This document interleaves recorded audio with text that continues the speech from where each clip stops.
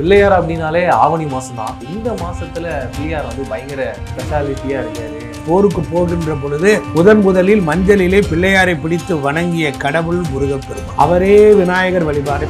அப்படி ஒரு பண்ண மாதம் சும்மா சிவபெருமானுடைய பிள்ளை இல்லை, தெருங்கும் கண்ணில் படுமெல்லாம் கணபதி. யாரெல்லாம் இத்தகைய உணர்வுகளோடு அந்த விநாயகரை அணுகுகிறீர்களோ, எவ்வளவு நூற்றாண்டுகள் ஆனாலும் விநாயகருடைய மந்திரம் மூல மந்திரத்துக்கு அவ்வளவு பவர் உண்டு. பூமிதான் சாமி, சாமிதான் பூமியா. இந்த பூமி இருக்கு பாரு, அதற்கு நன்றி சொல்லக்கூடிய விழாதான் இந்த மார்கழி மாதத்துல வரக்கூடிய பிள்ளையார் நோன்பு. ஓம் ஸ்ரீம் கிரீம் க்ளீம் க்ளம் கம் கணபதையே வரவரத சர்வ ஜனமே வசமானாய. இந்த 21 நாள் இந்த மூல மந்திரத்தை 21 தடவை சொல்லலாம். சர்வ ஜனமே வசமானாய. அவர்கிட்ட இல்லாத ஜனமும் இல்லை, அவர்கிட்ட இல்லாத தனமும் இல்லை. என்னென்ன பிரச்சனை, சர்வ வினைகளும் சாம்பலாகும். விநாயகரை வணங்கி வழிபட வழிபட வினைகள் வெதும்பும். ரெட்ரோ பக்தி நேயர்களுக்கு வணக்கம். இன்னைக்கு நம்ம கூட யாருக்கான்னு பார்த்தீங்கன்னா, வாக்கு சித்தர், வாஸ்து, சிவ ஆகம குருக்கள், தெய்வீக ஜோதிடர் எல்கே சூரிய நாராயண சுவாமிகள் சார் தான் நம்ம கூட இருக்கார். சார் வணக்கம். வணக்கம் வணக்கம், நமஸ்காரம், திருச்சிற்றம்பலம். சார், பிள்ளையார் அப்படின்னாலே ஆவணி மாசம் தான். நீங்க புதுசா வந்து இந்த மாசத்துல பிள்ளையார் வந்து பயங்கர ஸ்பெஷாலிட்டியா இருக்காரு, நிறைய பலன்களை மக்களுக்கு தரப்போறாருன்னு சொல்லிங்க. ரொம்ப ஆச்சரியமா இருக்கு. என்னன்னு சொல்லுங்க சார்.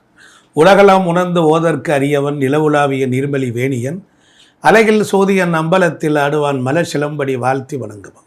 உலகெங்கும் இருக்கக்கூடிய ஆன்மீக பக்த கோடி மெய்யன்பர்கள் திருவடிகளை பணிந்து எல்லோரும் இன்பற்றிருப்போம். வேறொன்றும் செய்யாய் பராபரமே என்று திருச்சிராப்பள்ளி தாயுமான சுவாமிகளை சிந்தித்து வந்தித்து இந்த ஒரு அற்புதமான பதிவை இந்த உலகத்திற்கு இதுவரை எவரும் சொல்லவில்லை.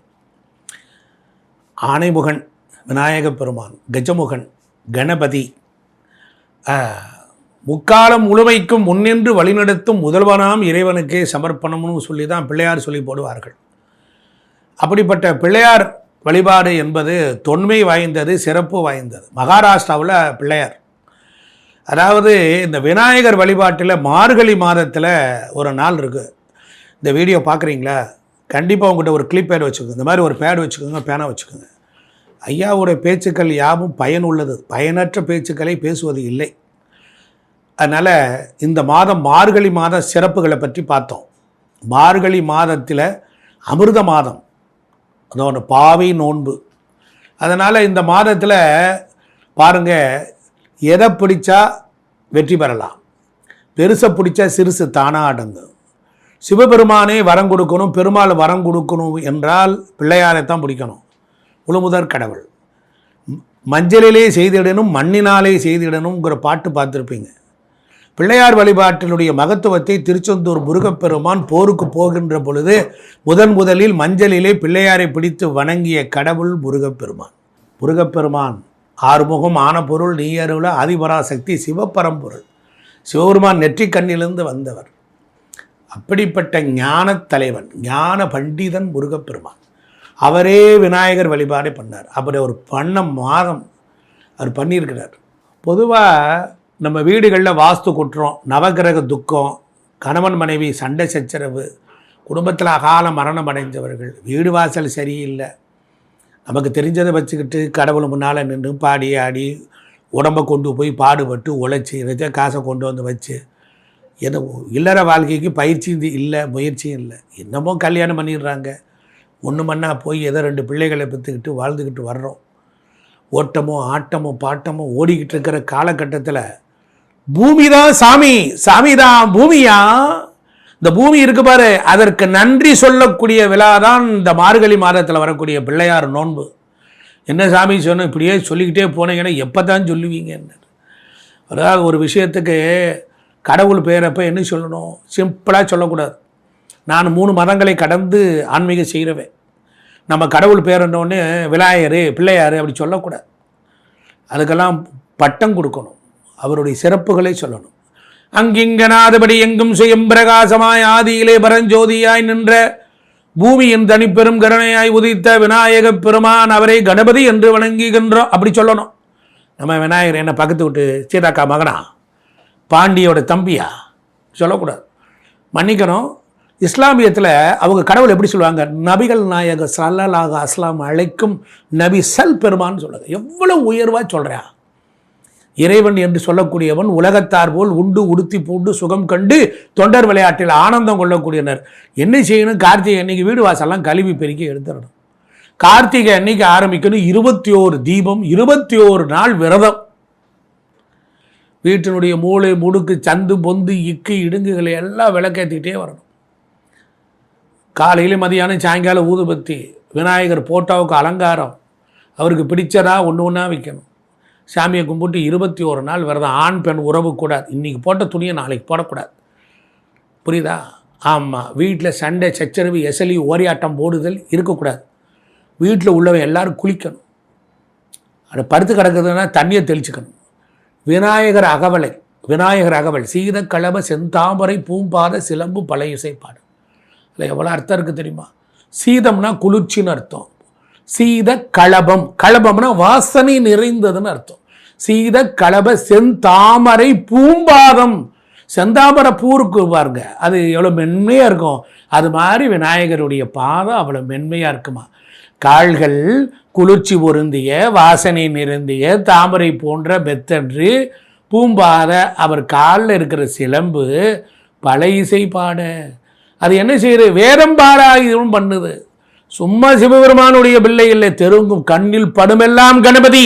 யாரெல்லாம் இத்தகைய உணர்வுகளோடு அந்த விநாயகரை அணுகுகிறீர்களோ, உலகத்தில் எந்த செயலையும் எவ்வளவு நூற்றாண்டுகள் ஆனாலும் விநாயகருடைய மந்திரம் மூல மந்திரத்துக்கு அவ்வளவு பவர் உண்டு. ஓம் ஸ்ரீம் கிரீம் க்ளீம் க்ளம் கம் கணபதையே வரவரத சர்வஜனமே வசமானாய ஸ்வாஹா. கம் அப்படிங்கிறது கணபதி. ஓம் பிரணவ மந்திரம். ஸ்ரீ மகாலட்சுமி. ஓம் ஸ்ரீம் கிரீம் துர்க்கை. ஓம் ஸ்ரீம் கிரீம் க்ளீம் பீஜ. அது என்ன மந்திரம்? கிருஷ்ணனுடைய பீஜாட்சர மந்திரம், சரஸ்வதி மந்திரம். ஓம் ஸ்ரீம் கிரீம் க்ளீம் க்ளம் புவனேஸ்வரி மந்திரம். பூமியை நீங்கள் தோண்டினீங்கன்னா கடப்பாறப்பட்ட க்ளம்னு சவுண்டு வரும். ஓம் ஸ்ரீம் கிரீம் க்ளீம் க்ளம் கம். கம் என்பதுதான் விநாயகருடைய மந்திரம். அப்ப அவருடைய மூல மந்திரத்தில் இவ்வளவு தேவதையும் சேர்ந்திருக்கிறது. புரிஞ்சு கொடுத்தா? கம் கணபதையே வரவரத சர்வ ஜனமே வசமானாய். அவர்கிட்ட இல்லாத ஜனமும் இல்லை, அவற்றை இல்லாத தனமும் இல்லை. இந்த 21 நாள் இந்த மூல மந்திரத்தை 21 தடவை சொல்லலாம். விநாயகரை போற்றி சொல்லலாம். 16 மந்திர சுமுகம் ஏகதந்தம் கபிலம் கஜகர்ணிகம் லம்போதரம் விகடம் விக்னராஜம் தூபகேதம் கணாச்சம் பாலச்சந்திரம் வக்ரதுண்ட ஹேரம்ப சித்தி விநாயகாய் நமோ நமக 16 மந்திரம் சொல்லலாம். நான் வேகமாக சொல்கிறேன், எனக்கு தெரிஞ்சிருக்கு. அதுக்காக நான் திமுறா பேசலை. உத்வேகம் வரணும், உணர்வு வரணும், அப்படி ஒரு கம்பீரம் வரணும்ல. அதனால் இந்த விநாயகர் அப்படி மந்திரத்தை சொல்லி 21வது நாள் சரைய நட்சத்திரம் வரும். அன்று நீங்கள் விநாயகர் சதுர்த்தி கொலக்கட்டை பிடிச்சி வச்சு எல்லா பொருளும் பாலும் தெளிதேனும் பாகும் பருப்பும் இவைனாலும் கலந்துனக்கு நான் தருவேன். அவை கிளவி என்ன கேட்டால் அவர் பாயாசத்தை கொடுத்துட்டு சங்கத்தமிழையே வாங்கிட்டா. எங்களுக்கு தங்கத்தமிழ் வேணுமா வாங்கிக்கோங்க. இல்லை பேங்கில் இருக்கிற 28 லட்சத்தை கடனை அடைச்சி விடு. என் பொண்டாட்டிக்கு வயிற்றில் கட்டி வர்ற மாதிரி இருக்குது, நல்ல டாக்டரை காட்டி மருந்து அடிச்சு விடு. பையன் மங்கு பயலாக இருக்கேன், படிக்க மாட்டேங்கிறேன், அவனுக்கு ஒரு புத்திய குடி சுவாமின்னு 4 விபூதி எடுத்து இந்த வடிவேல் சொல்லுவான் பாருங்க. அந்த விபூதியில் மந்திரிச்சு போடு, அந்த பயலுக்கு தெளிச்சு உண்டாயிடும். அப்போ போய பிள்ளையும் புகவா நின்றனமும் தீயனில் தூசாகும் அல்வார் சொல்கிறார். இந்த விநாயகருக்கு நோன்பு என்பது இதுதான் நோன்பு.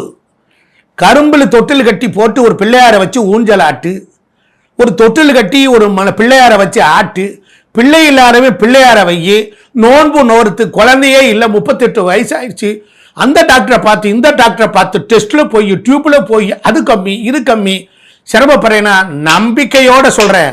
அந்த காலத்தில் என்ன செய்வோம், வீட்டில் மாடாக்குழி வச்சுருப்பான், களிமண்ணில் பிள்ளையாரை செஞ்சு ஒரு பிள்ளையாரை செஞ்சு வச்சு வணங்கி நோன்பு நோர்த்து அந்த பிள்ளையாரை மாடாக்குழியில் வச்சு களிமண்ணை வச்சு மூடிடுவான். அப்போ உங்கள் வீடு என்பது கர்ப்பம். அந்த கர்ப்பத்துக்குள்ளே பிள்ளையார் மூடினவொடனே பிள்ளையார் பார்ப்பார், ஐயோ நான் திறந்துக்கிட்டு வெளியே வரணும்னா இந்த எனக்கு விரதம் இருந்த பெண்ணுக்கு வயிற்றுக்குள்ளே நான் பிள்ளையா போனா தான் ஆகும்னு அவளுக்கு ஒரு பிள்ளையை கொடுத்துட்டு கரு உருவாகின உடனே குழந்தை பிறந்த உடனே இந்த களிமண்ணை எடுத்து விட்டுருவாங்க. இப்படியெல்லாம் நம்ம பாரத தேசத்தில் எல்லாம் வணங்கி இருக்கிறோம். இப்போ நம்ம வழிபாட்டில் ஏதாவது ஒன்று இதில் ஏதாவது முட்டாள்தனம் இருக்கா? இதில் இல்லை என்ன இல்லை? அப்போ பாவனை நான் பிள்ளையாரே உன்னை நான் கர்ப்பவாசம் பண்ண போறேன், நீ என் வயிற்றுக்குள்ள கர்ப்பமா வா வாயா அப்படின்னு கூப்பிடுற மாதிரி இருக்கும். இதெல்லாம் அந்த காலத்தில் பெரியவர்கள் எல்லாம் கடைப்பிடிச்சிருக்கிறாங்க. இப்போ நாம் அதெல்லாம் மறந்துட்டோம். இல்லை கோயிலுக்கு போனால் ஒரு தோப்பு கட்டணும் குனிஞ்சு நிமிர மாட்டானே நம்ம குண்டலி அதனில் கூடிய சபை 16 தடவை குண்டலி, அந்த நோன்பில் 21 தடவை 16 தடவை புலங்கால் போட்டு எழிச்சோம்னா கீழே இருக்கிற பம்பு மேலே வரும். பம்ப் பண்ணி வரும். இங்கு புல்லரில் இப்படி அமுக்குனா வருதுல்ல, அது மாதிரி உங்ககிட்ட இருக்கிற விந்துநாதம் மூலாதாரத்தில் 3 கணலை காலால் எழுப்பும் கருத்தறிவித்த. நீ உனக்கு யோகக்கலை தெரியாது, உனக்கு பக்தி பண்ண தெரியாது, அதனால நீ என்ன செய்யணும், தோப்புக்கரணம் போட்டால் போதும். வலது கையால் இடது கையால் வலது காதும் பிடிச்சி இழுத்தால் கீழே இருக்கக்கூடிய அவயங்கள் நேர்கோட்டில் வரும். அப்போ உனக்கு மூலாதாரம், சுவாதிஷ்டானம், மணிபூரகம், அநாகதம், விசுத்தி, ஆங்கியா, சகசிரநாமங்கிற சக்கர நேர்கோட்டில் வரும் பொழுது மலரும் இறைவனும் நேராக வந்துடுவான். இவ்வளவுதான் நோன்பினுடைய மகத்துவம் மாண்பை சொல்லியிருக்கிறேன். இடைவிடாது செய்யுங்க. வேற யாருக்காச்சும் சந்தேகம் இருந்தால் ஃபோன் போட்டு கேளுங்க ஐயா, பதில் சொல்கிறேன். விநாயகர் நோன்பு மார்கழி மாதத்தில் மலடியும் பிள்ளை வைப்பாயா. அதனால் எகத்தாளமான கேள்வி கமாண்டெல்லாம் போடாதீங்கய்யா. பாரம்பரியம் மிக்கது பாரத தேசம். விநாயகர் நோன்பு இப்படி தான் இருக்கணும். ஐயாவை கொஞ்சம் சொல்லும்போது இறைவன் என்னை பற்றி கொண்டார். அதனால் இந்த 21 நாள் விரதம் இருந்து பிரமாதமாக செய்யுங்க. நல்லதையே நடக்கும். என்ன பிரச்சனை வேணாலும் வச்சுக்கோங்க. என்ன வேணாலும் என்னை ஒரு கொள்றையா என் புருஷனை இழுத்துக்கிட்டு போயிட்டா என்னென்ன பிரச்சனை, சர்வ வினைகளும் சாம்பலாகும். விநாயகரை வணங்கி வழிபட வினைகள் வெதும்பும். அதனால தான் விநாயகருக்கு வறுத்த பொரியை கொடுக்குறான். வறுத்த பொரி முளைக்குமா? முளைக்காது. நெல்லை வறுத்தாச்சுன்னா அது பூமியில் போட்டால் முழுமா வராது. அதுபோல் விநாயகரை வணங்கினால் வினைகள் வேரோடு அரும். விநாயகனே வெவ்வினையை வேறறுக்க வல்லான் பாட்டு இருக்குல்ல, கேட்டுக்கிட்டே பூஜை ஆரம்பிங்க. நன்றி, வணக்கம்.